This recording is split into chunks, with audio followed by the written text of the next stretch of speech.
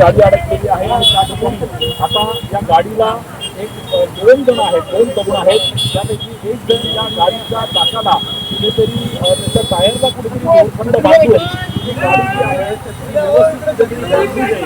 म्हणजे किमान जरी गाडीचा एकूणच पाण्याचा प्रवाह वाढला, वेग वाढला तरी गाडी जाती आहे. आणि अक्षरशः आपण बाजी लावून हे सगळे जे कर्मचारी आहेत, तरुण आहेत, ते या ठिकाणी ही गाडी रेस्क्यू करण्याचा प्रयत्न करत आहेत. आपण बघतोय हा तरुण जो आहे